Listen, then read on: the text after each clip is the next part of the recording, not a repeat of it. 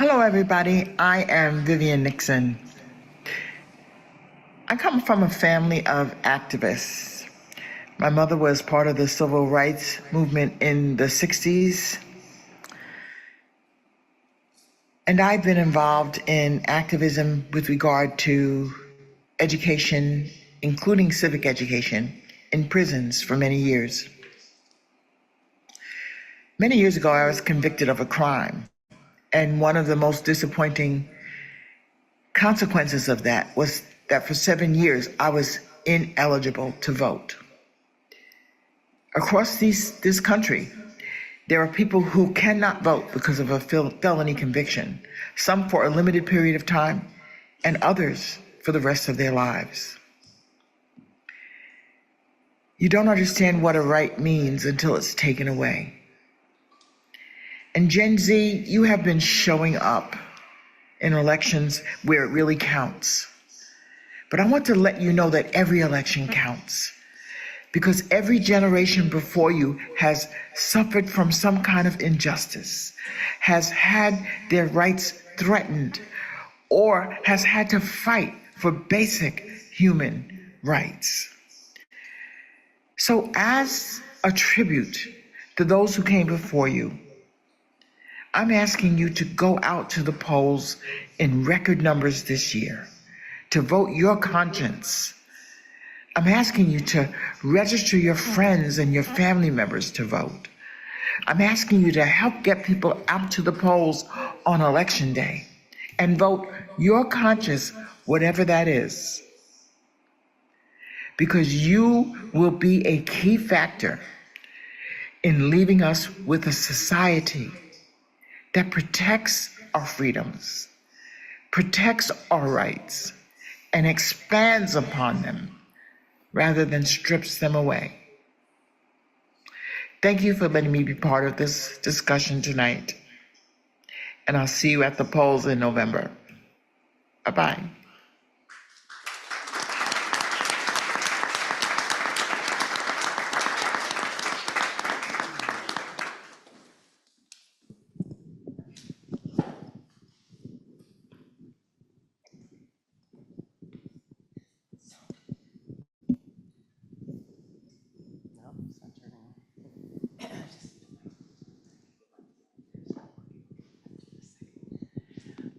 Welcome, everyone. Good. You can hear me? Okay, good. Welcome to everyone here. This is our last class, our 7th class of this series. Welcome to everyone online. Thank you again for participating and sending in all the responses you've been sending in. Oh, I'm not speaking into the microphone. Okay, we're really pleased tonight in our Saving Democracy Together series to welcome Andrea Bernstein, who I'm going to say a little bit about. And then she'll introduce our 2 really honored and distinguished guests tonight. So pleased that they'll be able to be here with us, David Rohde and Andrew Weissmann. So I'm going to say a little bit about Andrea. Andrea Bernstein is a fall 2024 Presidential Fellow at Bennington College, teaching a course, Campaign Coverage in an Age of Disinformation. A Peabody and DuPont Columbia award-winning journalist, Andrea is the author of the New York Times best-selling book, American Oligarchs: The Kushners, the Trumps, and the Marriage of Money and Power. She co-hosted the podcasts We Don't Talk About Leonard, Will Be Wild, which hit #1 on Apple, and Trump, Inc. She covered the 5 trials against Donald Trump and his company in New York for NPR, and previously worked at New York Public Radio, where she investigated government and politics, including 6 presidential elections. She has taught journalism at Hunter College and City College and trained journalists in Bhutan how to cover the nation's first ever presidential election. So with that, I'm going to turn it over to Andrea. Thank you so much for being here.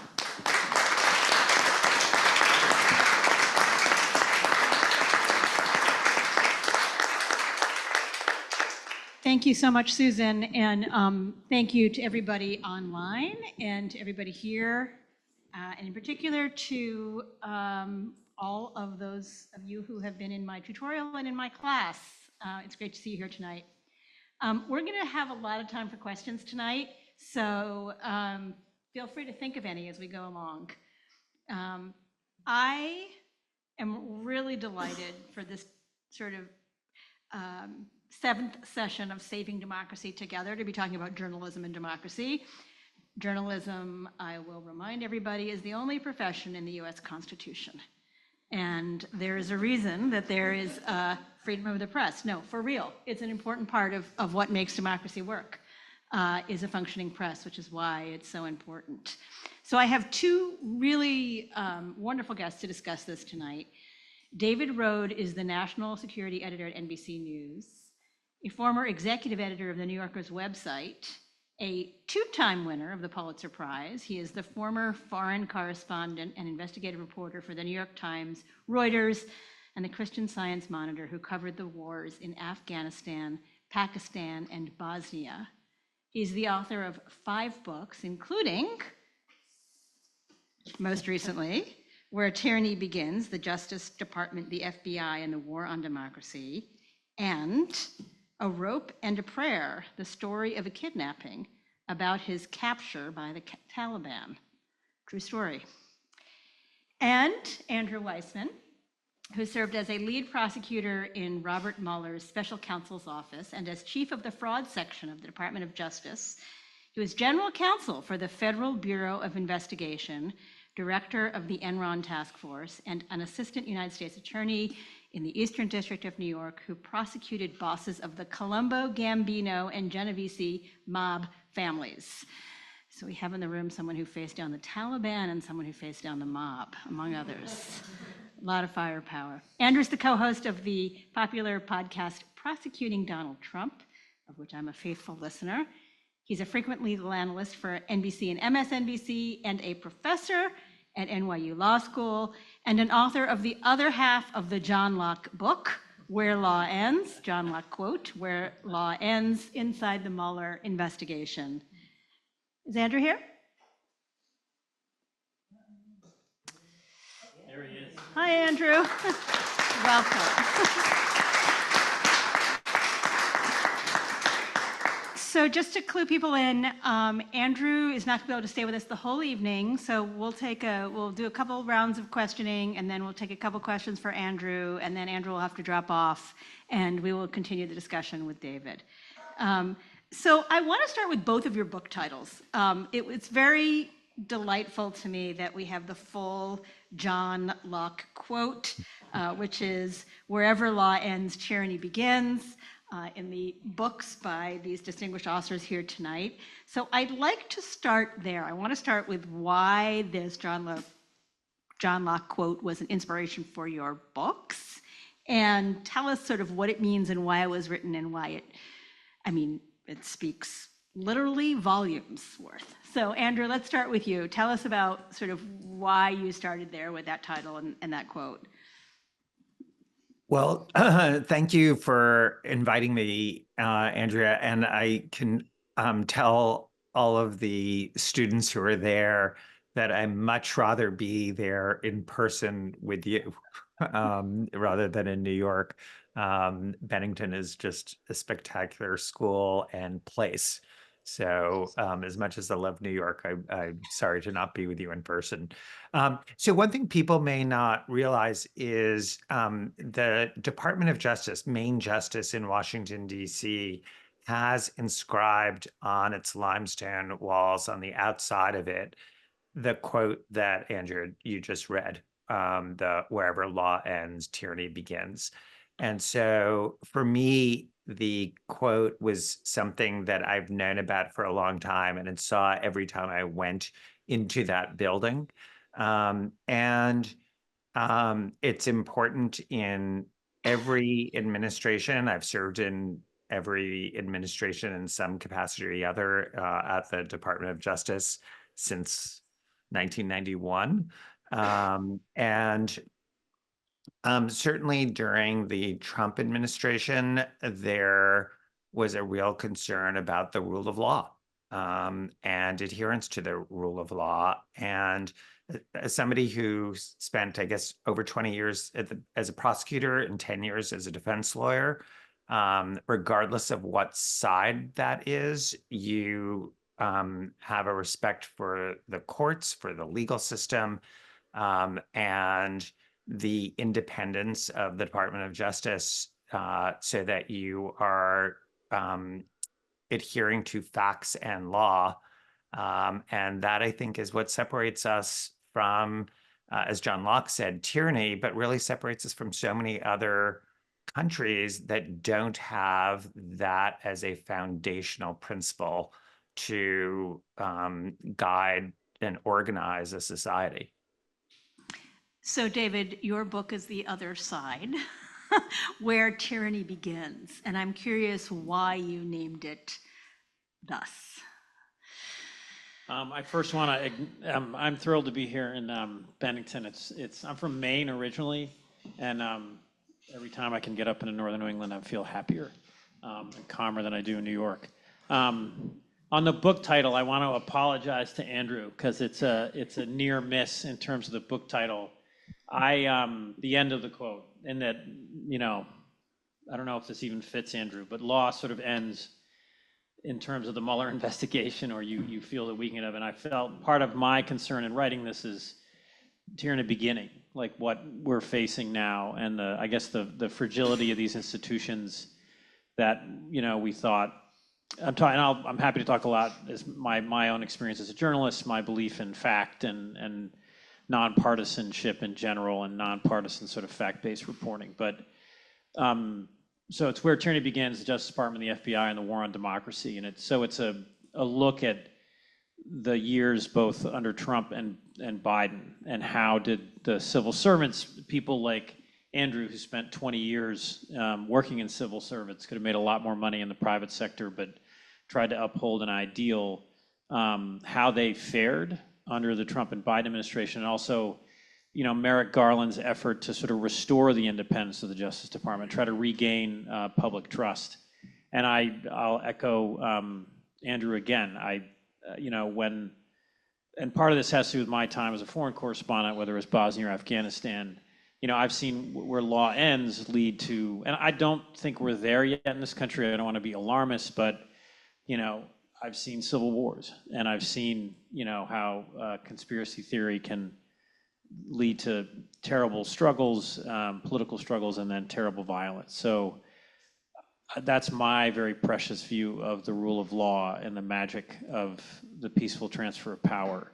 And it does worry me that we are, approaching tyranny, where autocrats have, one of their first moves is to take control of the Justice Department, the courts, the main prosecutor's office, and use that to, and initially sort of defame their opponents, discredit their opponents, and then eventually jail them.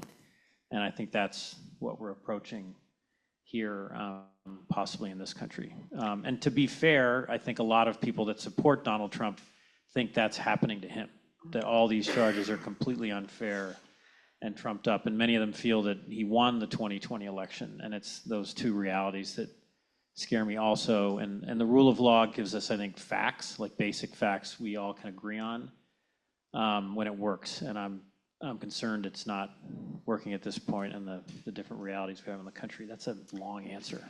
Long answers are fine. We're not on TV. Andrew is much better.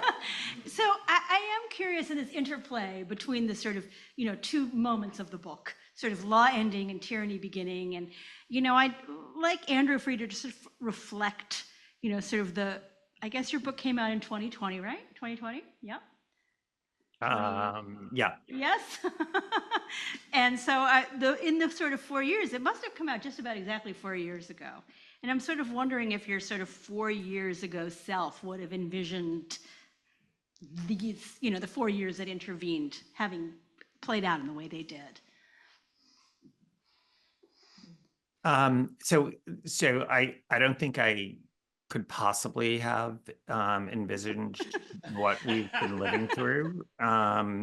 But I also didn't think that we would have been through what we were through in the Trump administration. And just to be clear, so it's there can be abuses and there can be bad actors in any administration, whether you're a Republican or a Democrat, and so it's not unique.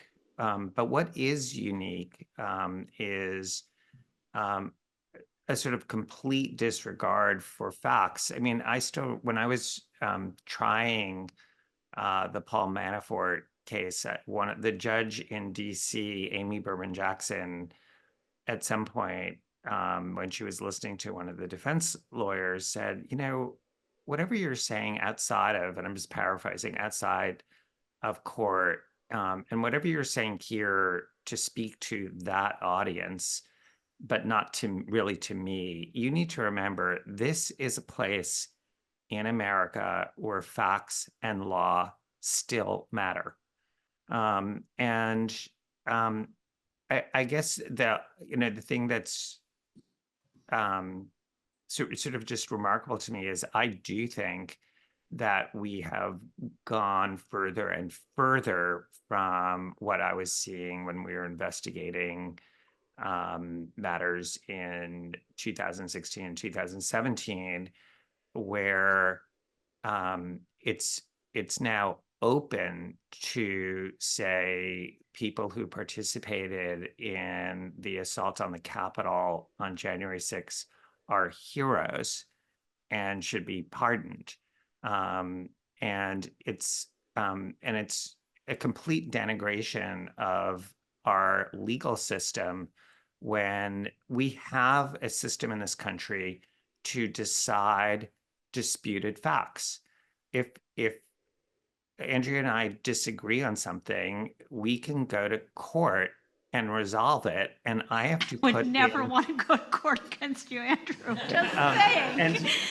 And See, mobsters, Donald Trump. So we can, there's a system to present facts and to have them tested, and then a jury decides, and you can appeal it, et cetera.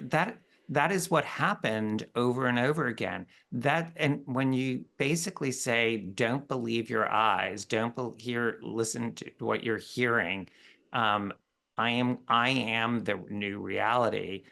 That's just the road to hell. That is tyranny begins. That is not the rule of law. And it takes the fundamental way we have of deciding what happened and to decide people's rights and saying, we're just going to throw that away. And if you think about what separates us from the jungle, meaning from the world of the Hobbesian, state of nature, is that you form a society and you come up with rules about how are you going to resolve something. And sometimes on one side or the other, they're disappointed, but that's the system we have. And to me, that is, it is hard to see how this isn't just becoming I hate the phrase third world country because it's so sort of first world derogatory. But it's a first world term that's used to sort of suggest, we're so much better, but we are turning ourselves into a country that we formerly would have looked at and said, they need to have a judicial system. They need to have all of these processes. They need to have a free press. They need to have all of these processes to resolve things that is based on merit and not based on who do you know and might makes right. When the subtitle of David's book is The Justice Department, the FBI, and the War on Democracy. And sometimes I have to remind myself, Andrew, that you worked in the Justice Department while Trump was president, but of course you did. And I'm wondering if it felt to you, like inside, did you feel like it was a war on democracy? Well, you have to remember my time period of being sort of truly in the department in a sort of Trump administration was from January 20th to the end of May. because at that point I worked 100% of my time on the special counsel Mueller investigation. And obviously I knew special counsel Mueller when he was the FBI director. He was the FBI director. I was the general counsel for. So that felt very, very different because I mean, he is a truly revered patriot. You're sort of in the department, but not quite of it when you're in that position. I wrote about the sort of 5-month period, and I'm going to give a quote from a friend of mine who said, in describing that 5 months, it was malevolence, fortunately matched with incompetence. So a lot of what was being proposed was so ham-handed that it didn't get off the ground.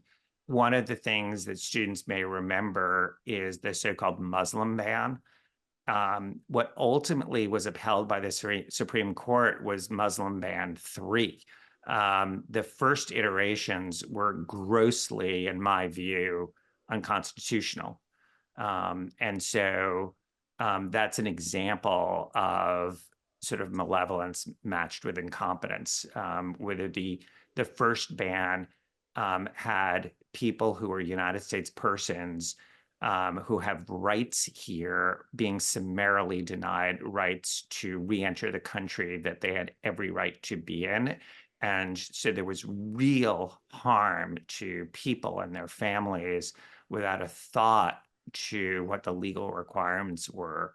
That's one of the reasons that at that point, Sally Yates, the acting attorney general, who was a holdover from the prior administration, refused to defend that first iteration of the Muslim ban, and she was fired for that. So that is actually one of the scenes at the beginning of your book, David, and I'm wondering if you could read us a couple of paragraphs, the one right before the text break, and then we have a question for you about it. Sure. This is about a main character in the book. His name is Jody Hunt. He worked as a civil servant for, I think, about, before Trump came in, about 15 years, but for Democratic and Republican presidents. He's from Alabama. He sort of leans conservative, but he's a real believer in the institutions of the Justice Department. Anyway, he agrees to become, he's from Alabama, and Jeff Sessions, the new attorney general, asked him to be his chief of staff. He saw that as like and Jeff Sessions was also a federal, he was famous for his far right political views, but he was also a U.S. attorney, Jeff Sessions in Alabama, for many years under Ronald Reagan. So Hunt, and part of my book is the way people were reacting to Trump, is the sort of human ability to rationalize. And so Jody Hunt saw the fact that Jeff Sessions chose him as this vote of confidence and this belief in the civil servants in the Justice Department. I'm going to read the paragraphs, Andrea. But and so these paragraphs are important because it's sort of Hunt's first, he hits him head on, this sort of this approach to lawyering that Trump and Stephen Miller's and other use about this. So it's him rationalizing the travel ban. So in those early days of the administration, Hunt, for his part, did not believe that Trump wanted to flagrantly violate the Constitution. Trump had been president for only a week. He had no idea what most federal agencies did and how they did it. The main problem, as Hunt saw it, was that the travel ban had not gone through the DOJ's rigorous legal vetting process before being rolled out. Hunt held out hope that Trump would learn on the job and begin to respect the norms of the presidency. He assumed that the presidency would change Trump. Instead, Trump would change the presidency. So I think that is what your book was about. And I think, just to sort of fast forward us to the current situation, which we're going to talk more about in a little bit, but I'd like to ask both of you, starting with you, David, sort of, given that kind of, A/B test trial run of the Trump's, presidency that began in 2017, and all that you found that he learned, sort of where do you think that attitude can exist at all anymore, or is everybody going to sort of realize that, if Trump were to be reelected, it would be a completely different situation? I'm working on a story now for NBC about, if let's say Donald Trump wins, I think there's a very good chance that could happen in a few weeks. And Andrew can talk about this more. The Supreme Court's immunity ruling has now made it, legal, so to speak, or constitutional for a president to just call up the attorney general and say, and Trump said this, he could be like, I want you to criminally investigate Mark Zuckerberg. He said this publicly. He thinks Zuckerberg secretly threw the 2020 election, for Biden. And then it comes down, and there are some remaining checks. So, and Andrew again knows more about this, but so it would be completely proper for Trump to call up his new attorney general and to have the attorney general then order a prosecutor to start a case against Mark Zuckerberg. Will these, U.S. attorneys and carry out that investigation? Is there probable cause of a crime? Do they have immunity themselves if they're bringing an improper case? They don't have any real protections, but there are other checks on him. One would be a judge. If a judge feels that, a case, even if a grand jury issues an indictment, the judge can throw out the case if they feel there isn't probable cause. And another remaining check in our system would be juries. The trials that John Durham had in terms of the Trump-Russia investigation, that there were acquittals that came out of that. That was a sort of Washington jury rejecting it. But I don't know how people will react to being under that pressure. And I do think there's enough people who are drawn to Trump that he'll have plenty of people that want to be attorney general.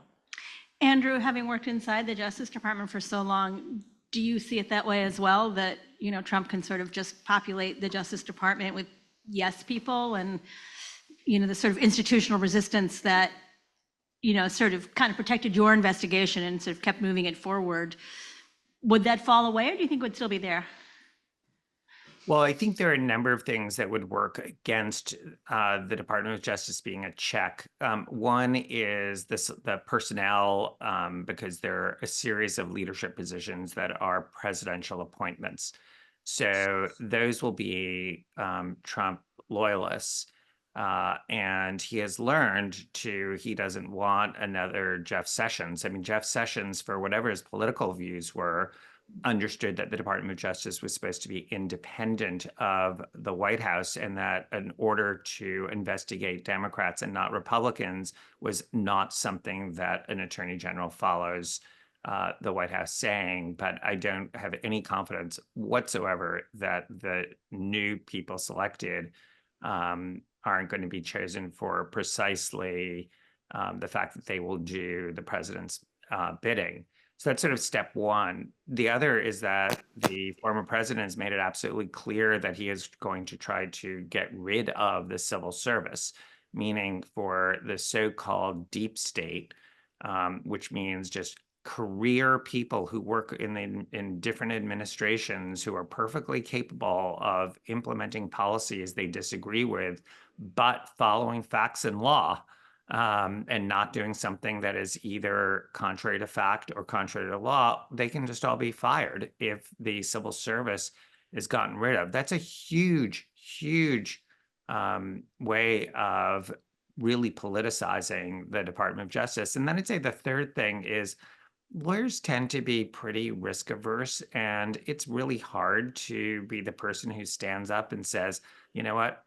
I have a family and I have children and I'm willing to be fired for this, or I'm just going to quit and leave your job. And so it's, that's being sort of a whistleblower or being the person who says no is in the reality is very, very difficult, especially in a world like Washington, where there can be a sort of go along to get along mentality. And I mean, I think it's not unique to the department or to lawyers or to Washington, but it certainly is there. So I think all of those things are reasons why I don't think that the Department of Justice itself is going to be a check.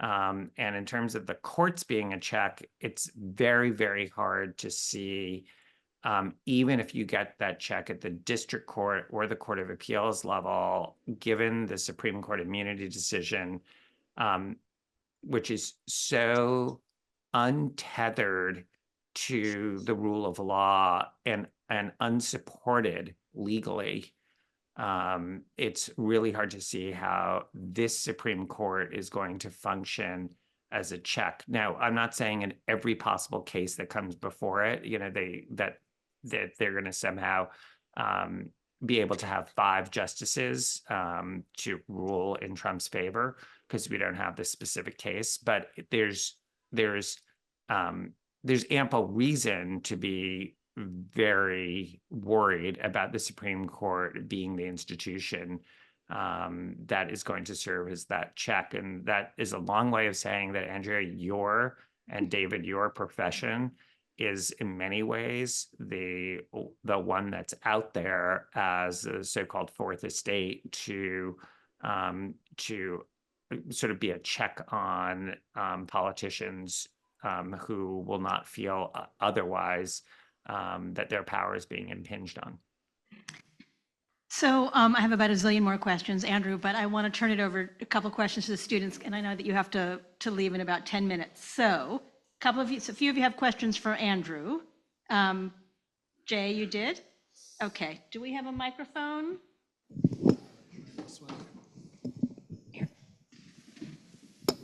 Say your name. Am I on? Am I good? Cool. Yep. Hi, I'm Jay. I'm a junior here studying literature. And my question for you is regarding your work on Special Counsel Mueller's investigation into Russian election interference in 2016. Because of that, you obviously have really close experience with how disinformation is so easily disseminated. And I was wondering how your perspective on how journalists report on truth has changed after seeing how quickly deliberate falsehoods can take root in the popular conscious. Love that question. And in some ways, I'm going to take a stab at it, but Andrea and David are in some ways sort of, in the belly of the beast. No, I want to know what you think. Yeah. Oh, I'm going to answer. Don't worry. I like talking, so I'll definitely answer it. I think that I think journalists make choices. I think you make choices about what to cover, what goes on the front page. Even once you've made that choice, there are a million ways to present the story that can completely change its tenor.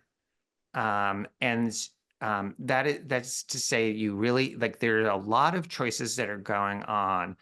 And I think that you can sort of normalize, this is going to sound like hyperbole, but I think you can normalize fascism by doing it. Well, there are 2 sides to this story, when there aren't 2 sides.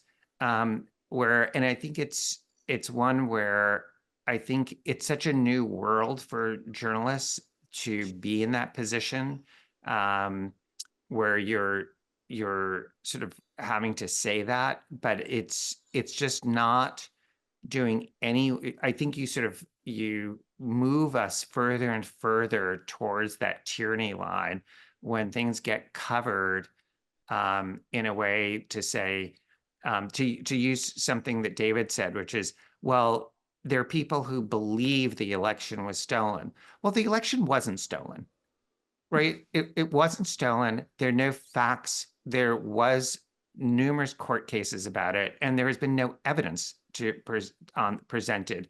So it is true that you could write a story saying people still spout that, people still believe it. But I just think what has happened is that then becomes viewed as partisan. And so I can tell you this from a sort of personal story in my life. I spent 20 years at the Department of Justice. No one thinks of me prior to the Mueller investigation as some kind of flaming Democratic liberal. I would normally go to a place where I teach at NYU Law School, or I'd show up at Bennington, and people would be like, "You were a prosecutor for 20 years?" That's not usually the career path of somebody who is viewed as sort of a political partisan. But in this day and age, just representing and speaking out on the truth is now sort of pigeonholed as being some, rabid, left-wing anti-Trumper, when it, I honestly view it as I'm just saying what happened and reporting it that way. And I think that is I think that's the challenge for journalists, is that they have to be willing to not report falsehoods with the idea that it's like, well, there are two sides to this, and I'm going to report them even though one side is not true. I think we have time for one more question for Andrew. Yes, you have one? You have one? Who has one? In the not at all unlikely case of a second Trump presidency, what can I myself or people collectively do to uphold and protect democracy under an administration aimed at delegitimizing democracy? And then, kind of as a follow-up, do you fear for your own personal safety if Trump wins? I've always been asked about that personal safety question since I was like a kind of baby prosecutor, because I used to do organized crime cases. So I just kind of got inured to that. I just don't really think about that issue. And also, I mean, I don't mean to sound highfalutin, but it really isn't about me. I mean, there's just so much more at stake. So that, it's better to keep your eye on sort of the ball. So I think there's a lot that I think that one, not just getting out the vote, but having people who are really engaged politically, who vote, and who do that at the local level, and think about local politics, not as well as national politics, is really important. A lot of what is going on with groups like the Proud Boys and the Oath Keepers and other groups that sort of emulate them is at a very local level, to have like election deniers brought in and to have this insidiousness brought in. So the more you can get engaged in community groups, on school boards and things like that at a local level, can make a really big difference. But also, the rate at which people vote is abysmal in this country. So the idea of just if everyone were engaged, I still think most people, I mean, this is sort of a Pollyannish view, are good people. And I think a lot of people just don't get engaged because they just don't think anything will ever change, or they don't think it'll have an effect, or it doesn't really personally affect them. So I think that is sort of getting out of one's comfort zone to have that engagement is going to be really important. So Andrea, you have no way of knowing this, but that's exactly been the theme of all the other nights of this Center for the Advancement of Public Action Forum. So I believe you have to go now. I have a few more minutes. But I don't know. Oh, Yeah, I'm happy great. to leave also. Okay, so I am going to, since you have a couple minutes, I would love for you and David to engage in the question a little bit, which I have been thinking about, which is, what have we learned about covering, there's a play off Jay's question, what have we learned about covering disinformation? So I'm wondering, David, what you think, and Andrew, if you can, sort of react to that. And I'll keep this short because I want you to ask Andrew another question. He's just an amazing friend and public servant. And quickly, and we can talk about this more later, we're much more aggressive at NBC of just calling out lies, just simply. And I try to make them very focused story. I mean, the obvious one was that migrants are eating dogs and cats. You go to the town where that's allegedly happening. You have the local mayor, who's a Republican, say that's not happening. You talk to NBC found the woman who first posted a vague story about dogs and cats based on secondhand information she had heard. And she didn't want to be named because she was so afraid, and she just said, I have no idea how this became what it became.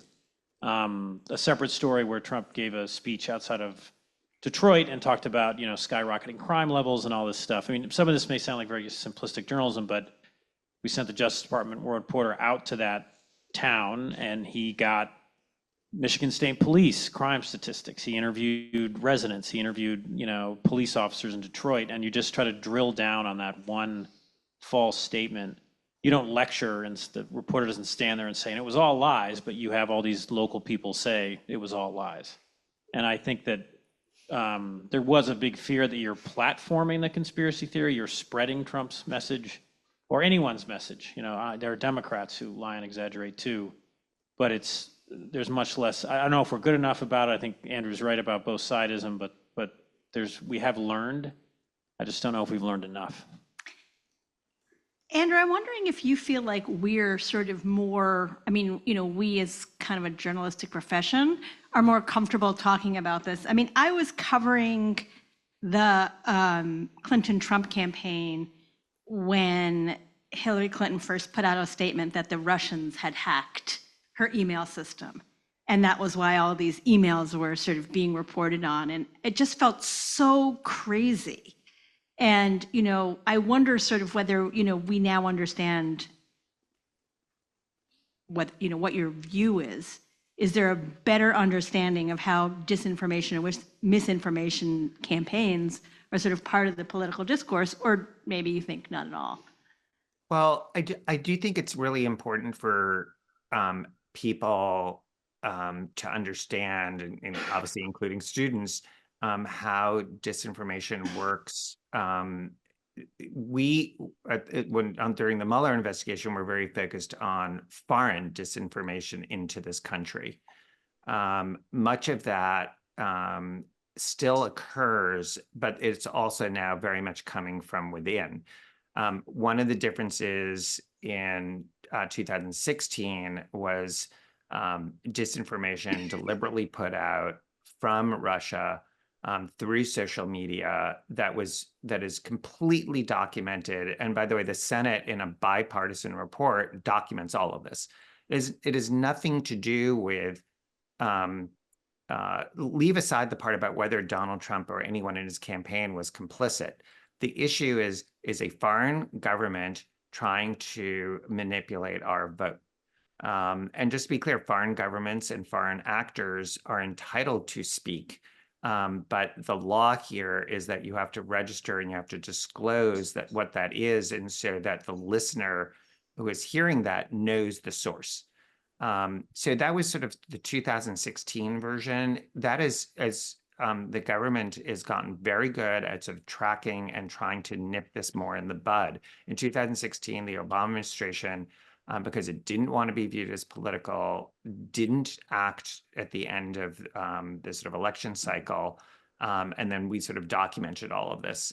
Now, the administration has recently indicted a series of cases, and what's going on is, instead of doing this just from the Kremlin, they have American influencers, whether witting or unwitting, disseminating the information wholesale from the United States. In addition, obviously, anybody who has a social media account, and this is where, we're talking to people, this is like a dinosaur talking to people who know this much better than I do, which is there's just a ton of disinformation on, X or Twitter and Threads and TikTok and Instagram. And so one of the issues is like that our generation, and which I'm going to sort of loosely but not totally accurately say David, Andrea, and I are sort of part of, thinks about the media and this issue in terms of traditional media. And we think about, what's the New York Times and the Washington Post doing? But more and more, that is not how people are getting their information.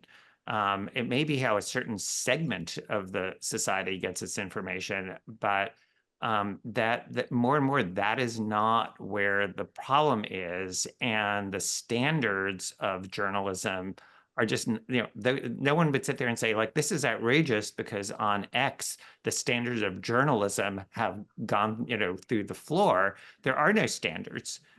So that you have an enormous problem of disinformation because it can be done by any influencer. Let's take a question for David now. And Andrea, if you can stick around a little bit, that'd be great. But if you have to go, yep, you're good? Okay, great. Let's take a question. I think one of you down here, yes, you have a question for David? And please say your name and what year you are. Hi, I'm Ruby. I'm a freshman, and I'm studying politics here. So my question is, what responsibilities do you think news organizations hold when journalists are in immediate danger, and media coverage could severely affect the outcome? When journalists are in danger? Oh, the journalists don't matter. I honestly don't, and I guess I want to keep this short because Andrew's. I want to hear Andrew answer more questions, but I don't think we're in danger yet. I really don't. I mean, this reference to past wars I've covered, and I think that it's changed. I'm just going to think in the American context here. That hasn't happened yet, but I mean, there's conversations among journalists happening now about, do you want to be a big institution? I literally had a journalist I've known for years just say to me a couple of days ago, well, I'm at this big institution and I'll have better legal protection. And that's why I'm here. And if I'm at some sort of small nonprofit, I won't have that much, because there is this sense that the Trump administration will really come at you. And this person asked me about NBC, and am I afraid that Trump's going to take away its FCC license? Which he threatened to do for CBS. Yes, which he's already threatened to do. But I'm just, because the vast majority of journalists around the world that are harmed or beaten or killed or jailed are, in other countries.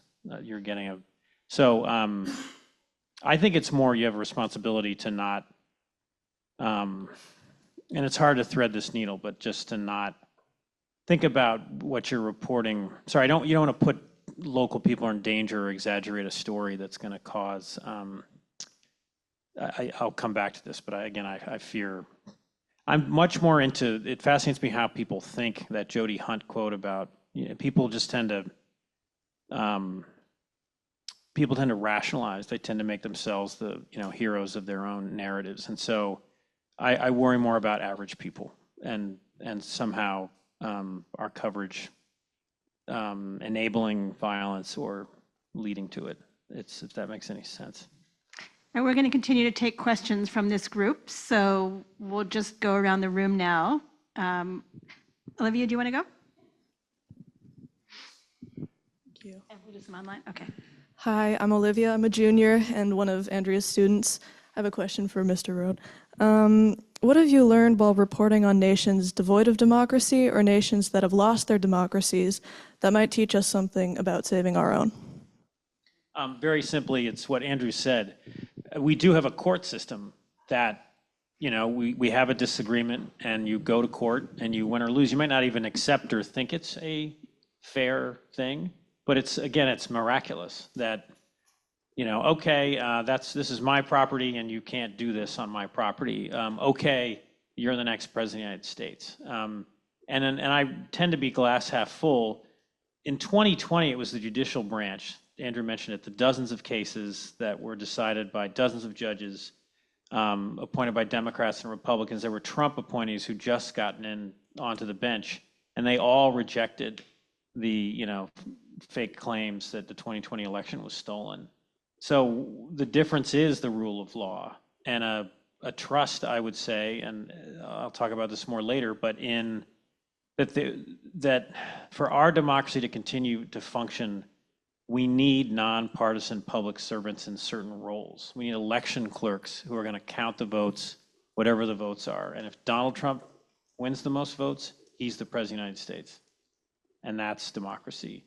We need judges who will play a central role in resolving the election disputes we're going to have. And the judiciary, I think, was the most important branch in 2020 for sort of, blocking the conspiracy theories because it was, you know, a unanimous rulings against all of them. And I think we need certain kinds of journalists sort of not, you know, who are presenting facts as best they can. And I just think there's a nobility and an importance to non-partisan public service and an idealism. And I just am afraid that all of that's gradually being lost. Let me just push you a little bit on that because, I mean, you know, to those of you who researched David, you know that he won his first Pulitzer for uncovering the Bosnian genocide. And this was a society that was, you know, really pretty far broken down. But that was conspiracy, that was politicians using conspiracy theories to gain power as Yugoslavia, this will, you know, sound very confusing, but as Yugoslavia disintegrated, groups of people that are very different, Bosnian Muslims, Croatian who were sort of Roman Catholics, and Serbs who were Orthodox Christians, the Serbs deciding they were they were defending Europe from Muslim hordes that were trying to take over Europe. And I saw conspiracy theories lead to sort of mass executions. And it was, you know, I didn't think it would happen here, but it does. And I hope we're not on the verge of mass executions, but it gets back to the rule of law, that you're accepting sort of basic systems and basic facts, and you're resolving your differences through elections. And, you know, when one party wins, the other party wins, it sort of relieves almost pressure on the society. Okay, your side has its turn. And have you seen any societies sort of walk back from that brink that you feel like, oh, that's a good job? We did, I think, in 2020. You know, police officers defended the Capitol. Most of the political class did the right thing and certified the election results. And so, you know, I just think once the violence starts, it doesn't end. Both sides are often very confident that they're going to quickly win. And it's in the end, average people who suffer the most. More questions from the well here. Hi, my name's, excuse me, sorry. My name is Rafferty. I study music here. I'm a first year, and I have a question for Andrew. Did the skills you learned in prosecuting organized crime transfer to working on the 2016 election interference case? Like, and what were some similarities that you may have seen between those experiences? Great question. I think let me start with the obvious difference. I mean, you know, organized crime figures can engage in sort of, you know, murders, multiple murders, and, you know, true crimes of violence. We were not looking at the January 6th events where there would be obviously more of a parallel. We were looking at something that's if proved, a hideous crime, which is election interference. And I even hate the term interference. It is thwarting the fundamental processes of how we choose who is going to represent us. And the issue is, you know, people doing it from outside the country and whether people were doing it from within the country.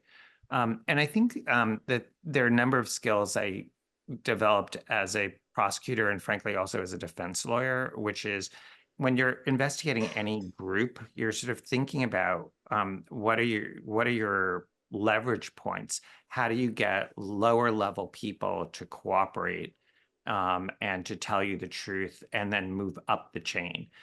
Because you want to go as far as the facts will allow. In an organized crime case, you know that it's going to, you know, there's going to be some crime that's going to be done at the level of the boss of the family, because, you know, it's not the Boy Scouts and Girl Scouts. I mean, they swear an oath to commit crimes, so you know that's happening. In a political corruption case, or I worked on the Enron case, it's a little bit different because you don't know how far up it goes. And so you want to find out. And then, so you do have this sort of like how to sort of get a toehold on a case and how to sort of try and move up as far as the facts will allow. And then one thing that's quite different in a when you're doing a public corruption case or a economic case involving, an Enron or a Volkswagen, is that in those latter cases, there can be a paper trail that is usually not that available in organized crime work, so that there's a way of corroborating people in order to bring a criminal case where the standard is rightly quite high. So again, that's another tool that you develop. But as I said, in the organized crime context, it's much more about witnesses with some, but a much lesser extent, the focus on electronic data and external documents that would help you corroborate what someone said. Let's take a couple of online questions, and then we will get to you, don't worry, and then we'll also take questions from everybody else.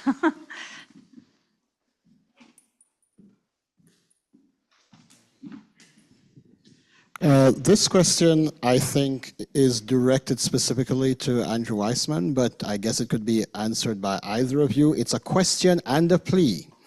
Andrew, can we still win this? Please say yes. Yes. Okay, next question. The other question has to do with definitive answer. The other question is a little bit more complicated, but it's about holding a president accountable. It seems that our system is unable to hold a sitting president accountable for nefarious actions. There is a reluctance on the part of the Department of Justice to prosecute a sitting president for potential crimes because of perceived political bias. Additionally, impeachment is a wholly partisan process which is incapable of holding a president accountable. And as we have seen, a biased Supreme Court can provide broad immunity for presidential actions. The question is, do you see these as flaws in our Constitution? Are there any alternatives available to hold a president accountable for his or her actions? I love this question.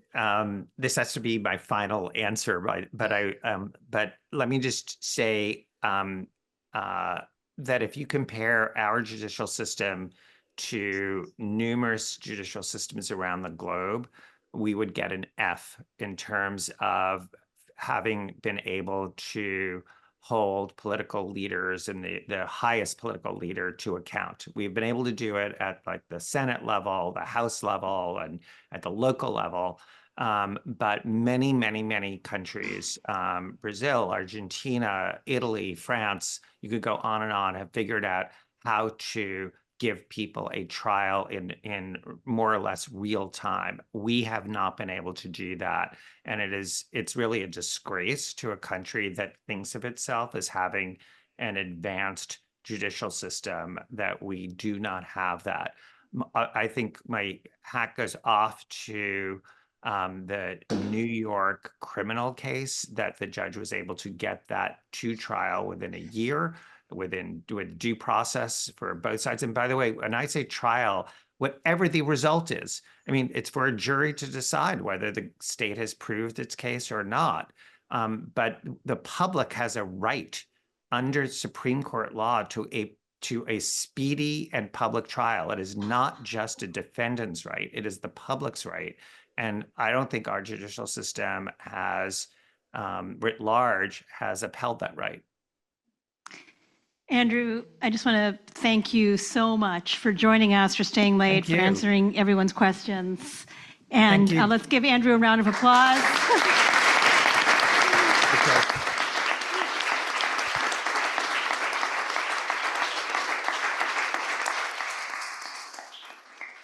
And we're going to continue in this room to take some questions. So I think we have one more question down at the well here. Did you have a question?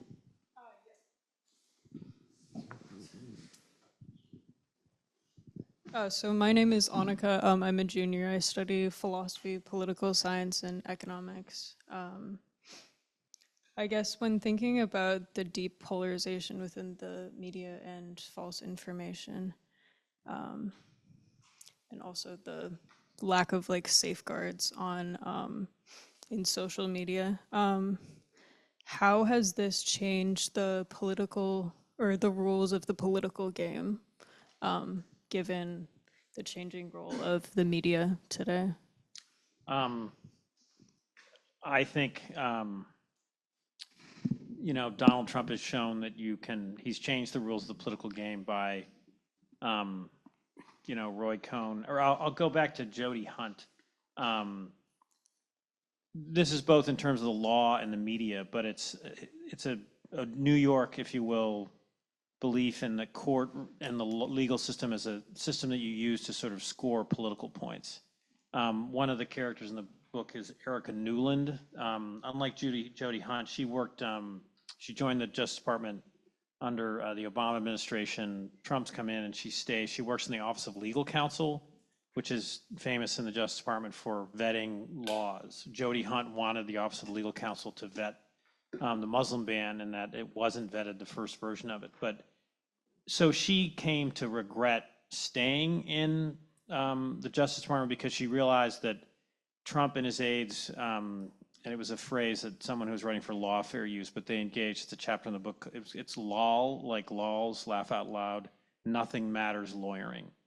And it was to use the legal system to sort of make legal motions or file lawsuits that, did three things. One, you dominate the news cycle. You get out your message. Often it's a false narrative. Muslim hordes or, terrorists are coming into the country. Number two, you own the libs. There's like this thrill of creating outrage from the left. And then the third element of it seemed to be to sort of impress Trump himself, that if you could get his attention and it wasn't necessarily about winning the case or having the best legal argument. It was about sort of using the courts to achieve the politics you want. And then in terms of the media, it's, I know this is all sounding too dark, but you have, the richest man in the world buy one of the most influential sort of social media platforms and, make your point. Like the facts of the news don't matter. It's just, again, and it's a surprise to journalists, but if you just say something over and over again, such as Trump I won the 2020 election. A large groups of people, I think if there are other I just want to interrupt voices you in the media for a moment will, here, because I see Yes. that J.D. Vance now says Trump won the Yeah, he said 2020 it election just as of yesterday. today or yesterday. Today, yeah, whenever, yeah. So, I mean, I remember, it's so hard to remember this, but after the insurrection, it was sort of like shameful for people to say that. And for a long time, people were sort of whispering. Like if they, and it was, I remember sort of being able to identify which of the sort of former Trump administration people were denialists. And you're absolutely right. It is shocking that, that is just a story, that the person who wants to be vice president is now saying this also didn't happen. So, and it's because he wants political power. He wants to be the vice president, and there's half the country, believes that narrative. And anyway. So your book is also about the Biden administration, and I'm wondering if you can sort of single out a thing or two that you think the Merrick Garland Justice Department has done to put the brakes on this. I think that they, and I want you folks to push me on this because it's hard to, I will revert to the both sidism. I want to kind of understand what each side, how they see the world. But so I would say Garland, I think, did the right thing by naming all these different special counsels. And again, this goes back to public service, that there are people who will sort of put their political views aside and try to look at basic facts. Is there a crime here? Is there not? And try to do the right thing. What is the just thing? And a journalist will sort of try to write a story that, to the best of their ability, kind of, at the end of the day, is their best effort to kind of convey the truth of what happened that day. So I think that I wish Garland had done this sooner. So having Jack Smith investigate Trump, and who's been very aggressive about it, but he wasn't named fast enough. And then I think it's helpful that Robert Hur was named to investigate Biden and his handling of classified documents. And you do see in polls that most Americans sort of support this idea of these independent sort of arbiters. Trump attacks them, and it's a darker view of the world where everybody's sort of cynical about it. And then it was again later on, but the U.S. attorney in Delaware was, Weiss was named to investigate Hunter Biden. And, drug addiction or whatever, he was convicted by a jury of his peers of violating gun laws. And, he's now pled guilty in these tax charges. Bob Menendez, the Democratic senator from New Jersey, again, prosecuted in New York. Henry Cuellar, another Democrat in Texas, this doesn't get as much attention, but, prosecuted there for taking, it was banks in Mexico and then I think in like Azerbaijan.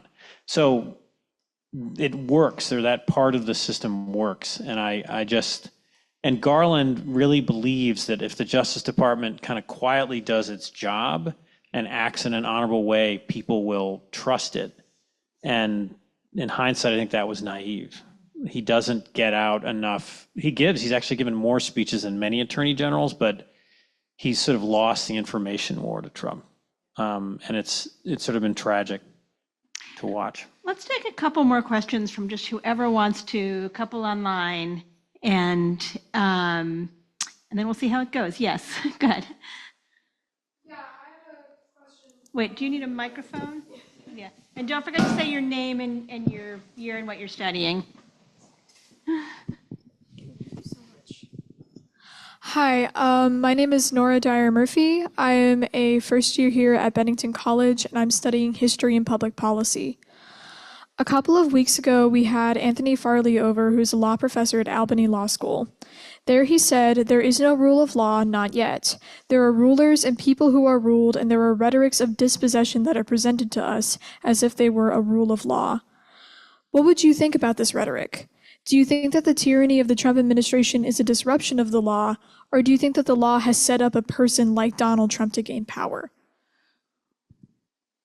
Do you want to answer that one?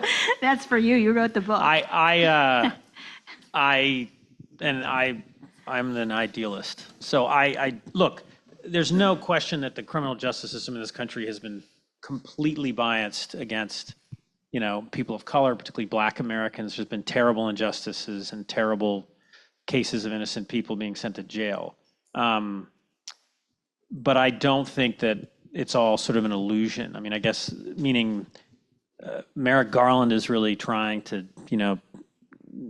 based on his worldview and how he grew up, he thinks he's doing the right thing. Bill Barr, who I wrote a profile about in the New Yorker that he hated, and he really didn't talk to me for this book. I would say it's not the law or like a giant, perfectly tuned system that's, corrupt and empowering the rich. The biggest danger to me is that, that is a problem. But the biggest danger to me, it's not that human nature isn't that people sort of are doing wrong because they know they're doing wrong, that they're sort of sadists, they like, abusing other people. It's more back to this, my philosophy of sort of people rationalizing, the ability of human beings to rationalize and to, again, believe these narratives. So Bill Barr has been conservative his entire life. He hated all the Vietnam War protesters when he was a student at Columbia in the early 70s, got in like fistfights with them out in the, in the yard there in Columbia. And he and other members, I think, of the Federalist Society, Samuel Alito, you could argue Clarence Thomas, had this just very different worldview, that this activist Supreme Court in the 1970s created this, Roe v. Wade, the right to abortion, created affirmative action programs, dangerously weakened the presidency after Watergate, created all these independent councils, independent congressional committees that could investigate the president. And Barr gave a speech about this. He believed that the country needs a very strong presidency that in moments of crisis, pulls the country together, moments of war, moments of natural disaster. And he, Barr, he's a religiously observant Catholic, feels that religiously observant Americans are under siege in this country by a dominant left that controls Hollywood and dominates much of politics. And so he went in to work as Trump's attorney general to defend the presidency from being further weakened by Robert Mueller and this leftist effort to kind of create chaos. You can disagree with everything I just said to you, But I guess that scares me more, and our kind of two realities, that we see things so differently. You know, I've never seen anything like that in my lifetime in this country. So I would respectfully disagree with the previous speaker from Albany Law School. Nico, did you have a question in the back? Thanks so much. Hi, I'm Nico. I'm a freshman. I'm studying literature. And I wanted to kind of return to the idea we were talking about earlier, that there's a very good chance of Trump winning this November, which I think I speak for all of us when I say I don't want that to happen. But you know, it's possible. And in that case, how do you think that would change the work that you do as a journalist, and how would you kind of reckon with that? Again, this will sound hokey, but my view is like, bring it on. In my view is like fighting back again with like facts and I don't want to be blunt. Andrew is sort of a amazing legal mind and more persuasive, and he like makes arguments more on MSNBC, and I'm desperately trying not to, trying to be, I mean, I think, facts. I think we know who won the 2020 election. Like, I totally disagree with the extent of lies that come out of, that Donald Trump and many Republicans engage in. I was very upset, actually, of the way Robert Hur was attacked. I'm going to digress a bit, but, he did that report on why he didn't charge Biden as a, Biden kept a much smaller number of documents, but he shouldn't have kept them. And there's the famous line where Hur's report said that because they thought a jury would see Biden as a well-meaning older man with a memory issue. And I had one of my colleagues, Ken Delanian, actually obtain the transcript of the Hur interview with Biden, and it showed that Biden really did have memory issues. But when that happened, I had like a White House official screaming at me about how dare we write this report based on this transcript. It was outrageous that we were raising, and it was ageist and all these things. And we all saw in the debate, Hur was right. So I think that we need more special counsels. I'm going to go cover the Justice Department under a Biden administration or be the national security editor, but in the same traditions of journalism where, yes, I will ask the Trump White House for comment. I think we're getting better at sort of blatantly saying, what whoever in power said was false, but it's using facts and journalism to fight back. It's hard. So Tim, when you say bring it on, do you mean you're going to be I'm not going to move assigning more people? Yes, I'm not going to move to Canada and give up and be sort of disgusted with the fact that and do you think most Americans. Do you think your colleagues in other outlets are making similar plans? I mean, Absolutely. Are you aware of it? Everybody's planning to step up their coverage. It's a huge, whoever wins this election, it's just going to be an enormous change in how we work. I live in New York, but I'll be spending a lot more time in Washington. Sources will only want to meet in person because they will be so afraid of any kind of electronic trace of. And you're talking about were Trump to win the presidency. Yes. It's sort of. And I think there's all these, we just, look, maybe it was incompetence, maybe there were many Republicans who did, again, Jeff Sessions, I went and had lunch. This is a little anecdotal journalist You had lunch thing. with Jeff Sessions? I went down to Mobile, Alabama. So Bill Barr wouldn't talk to me. It was based on this view that you're like a leftist, and I don't, in this one brief conversation, he just said, I don't think it's worth talking to you. And there's a lot of journalists who know what they're talking about. And well, Jeff Sessions, invited me down to his home in Mobile, Alabama, and I went and sat in his kitchen with his wife, and we had a nice dinner of like chicken salad and a grape salad. It's a very nice Southern meal. And he proudly talked about how he recused himself immediately from the Russia investigation because he knew as a prosecutor, you can't, there's like a specific guideline. You cannot oversee the criminal investigation of an organization you helped run. He was one of these senior officials in the Trump campaign. And he said, how can I be attorney general and ask all these people underneath me? He oversees, obviously, the Justice Department, but the FBI, the ATF, Marshal Service, the Bureau of Prisons. I have to abide by these same things again. And he did that, and it destroyed his career. But what was fascinating was that at the end of lunch, he still, and maybe it's cognitive dissonance, he was madder, this was about a year ago now, but he said that what Trump did on January 6th was being exaggerated. And the term he used about Trump was that he's sort of a blunderbuss.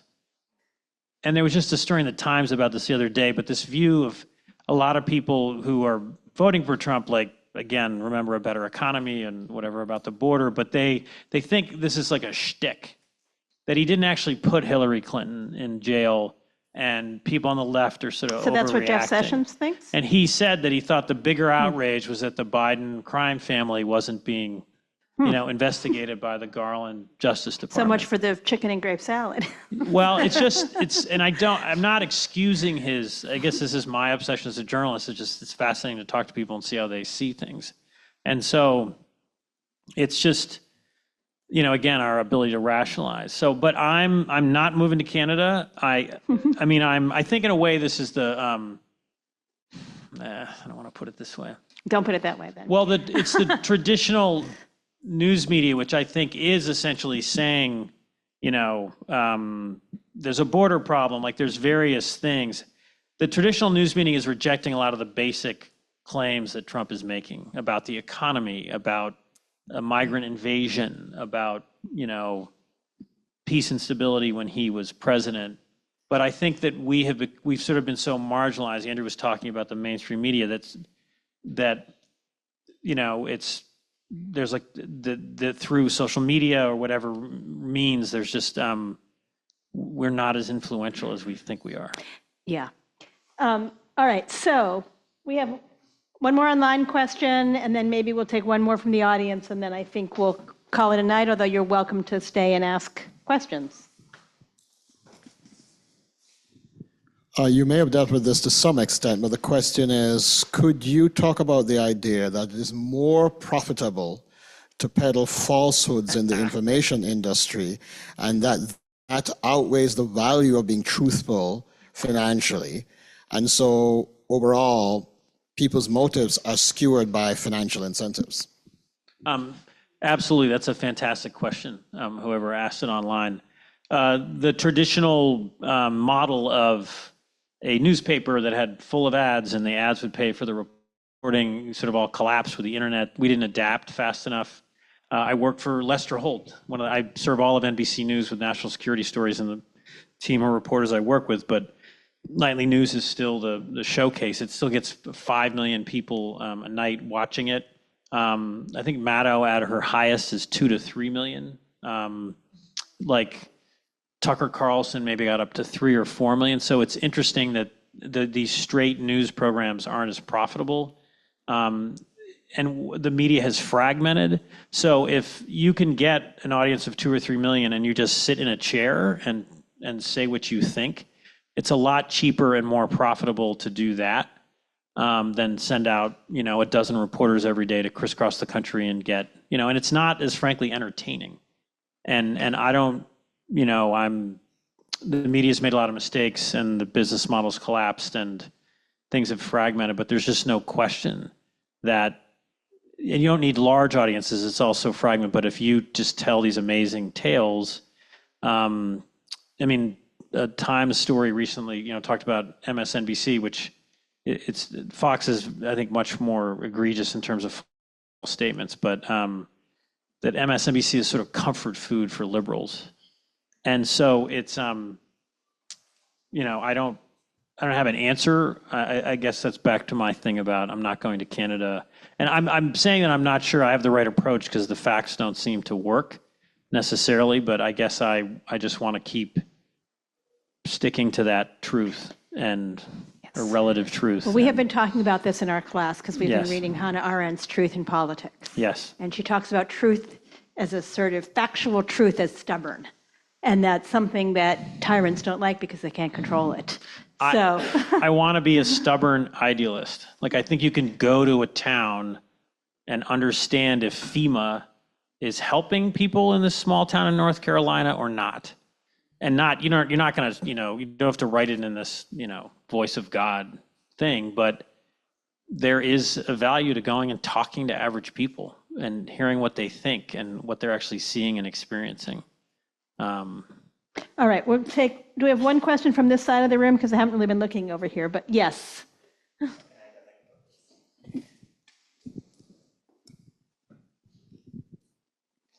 Can you hear me now? Okay. Yep. Hi, my name is Matthias. I study visual art and political science here. I'm a junior. And David, you kind of already touched on this about how you're not going to back down with your investigations. But this question kind of goes for both of you. I was wondering if you ever feel a sense of futility, like no matter how much you investigate, no matter how much you try to disprove some of these claims, such as these conspiracy theories about Haitian immigrants, like how do you kind of overcome that frustration when it seems as though Trump is this bulletproof figure and everything he says will be taken to heart and it won't sway public opinion in any way?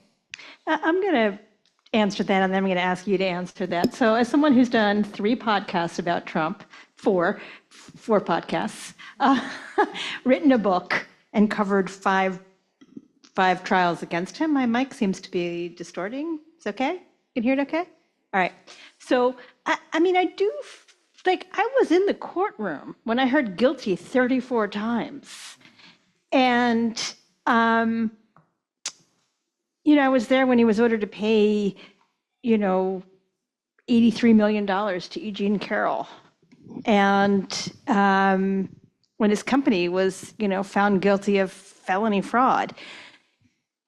So it is enormously frustrating because, I was planning to go cover the sentencing of Trump on July 11th. And, obviously that didn't happen. So it is sort of frustrating. But also, I mean, I am sort of going to be with David a little bit. Maybe I'm naive, but it's like pretty great to go in a courtroom and everybody's forced to tell the truth and you learn the story. And like it comes out and the jury says this happened. And it's sort of like, that matters. So I do feel like both a sense of futility and frustration and also, come on, people, I've worked so hard to tell you who this guy is. But on the other hand, I feel like also a great sense of satisfaction because the truth really is important and it really does mean something. And it means something to say it and it means something to have something proven in a court of law still. And I feel like that's something that we can still hold on to. So David, I don't know if you want to add to that. It's just simply, I'd urge you to be idealistic and to not be apathetic and to, participate in society in however you think you can. However you want, a teacher, an artist, a lawyer, a social worker, and to be idealistic. We need more of that. There's a dark cynicism. I think Trump believes everybody's cutting corners and lying, and he just assumes maybe that that he was cheated out of the election. But I just it's the other.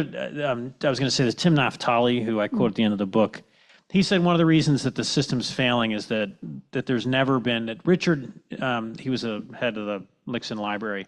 Richard Nixon had a sense of history, and Richard Nixon resigned the presidency because he had a sense of shame.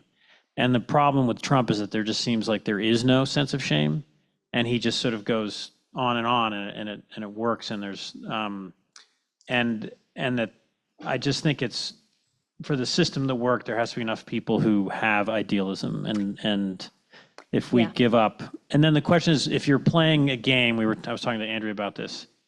There's a sense too that we're all being nice and playing by the rules. We're talking about which sport, soccer is big here, I believe, at Bennington. But it's almost like you're playing soccer and the other side is just picking up the ball with their hands and, running around and you feel like an idiot because you're still using your feet. But I'm not going to go, at this stage, sort of, I'm not going to go turn to violence or something if Trump wins the election. I mean, if he wins, he wins. He's the president. And I'm not going to start writing distorted, stories that are like full of lies or hyped because that'll get more traffic. And maybe that's because I'm at a stage in my life where I'm too stubborn. But I like the truth. Yes. I'll also add that the last word of my book is hope, by which I don't mean false hope, but which I mean an action of being in the world where we believe that our action can do something. So I encourage you all to hold on to that. And to that end, I believe Susan has some action.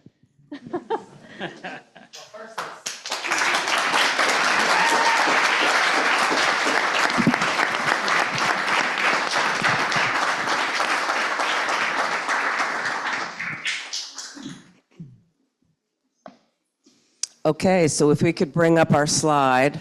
Oh, wait. Oh, no. Yes, thank you for reminding I me. wanted to say that next Friday in this room, there will be a forum on podcasting at Bennington, and I will be back.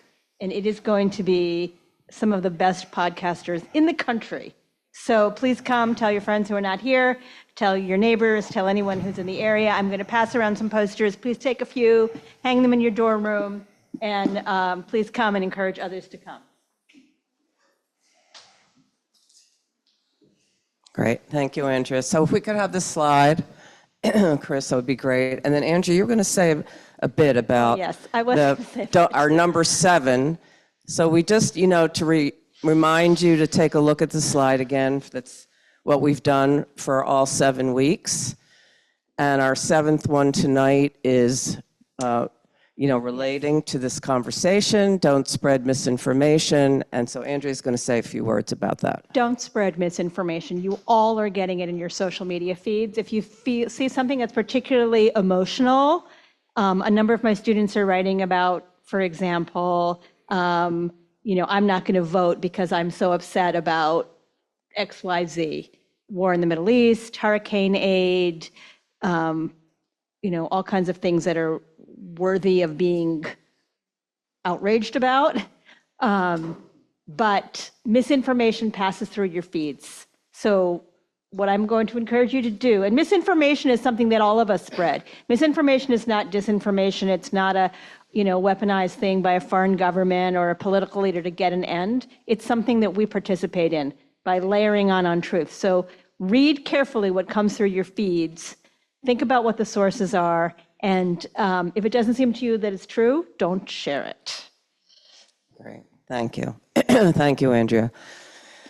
So this is our last class, and I just wanted to kind of close first by thanking everyone at Bennington who contributed to this, because there were at least 15 people who put this all together all 7 weeks.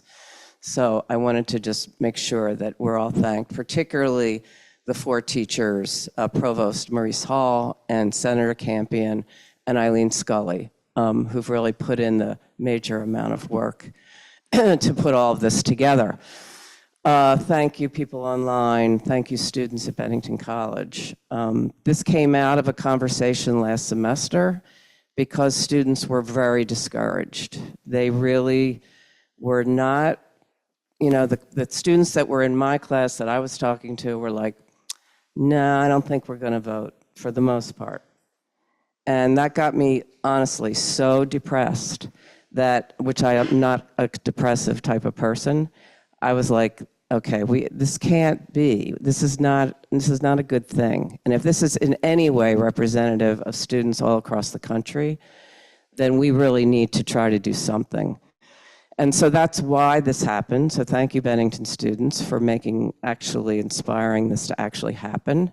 And then I'm very encouraged of the students in all these 7 classes. You've been amazing with your questions. I hope and I believe that you do, the students now, and people that I hear from, and also the fact that you've really gone to your networks across the country, that people your age do care. Many of them are going to vote. I would suggest, that's why we're saying get out the vote, that in the next 2 weeks, you really make sure that every person your age who can vote, because I know it's hard, we get so cynical. Things are very difficult right now. I know you're facing, and I hear this, you're so discouraged about climate change, gun violence, there's so many different issues that all of us care about, but actually you really can make a difference in this election. So that's a big leap to actually go from, oh, it's not worth it, to actually, we actually could make a difference. So I'm hoping that through the airwaves, online, people will understand and have the courage. I think we all really need courage now for whatever we're dealing with in the next month or so. And I really mean that sincerely. Sometimes in history, you're called upon to have courage. And I think, honestly, sometimes in this country, we're so privileged that we don't understand. Not everyone. There's a lot of people in poverty. There's a lot of people facing a lot of discrimination. But in general, compared to the rest of the world, and people are dealing with wars, we are very privileged. So we don't understand, as we heard from our international students from Belarus, Bangladesh, Venezuela, we can lose these freedoms, and then we will really have to work hard to get them back. So with that in mind, thank you so much, and thank you for tonight, David and Andrea. And for those of you here, please join us for coffee and cookies. And we will be in touch with everyone online because we have a survey and a Zoom session next week, if you only voluntarily, if you'd like to talk with us about your reflections on the class. So thanks again, and we'll see you.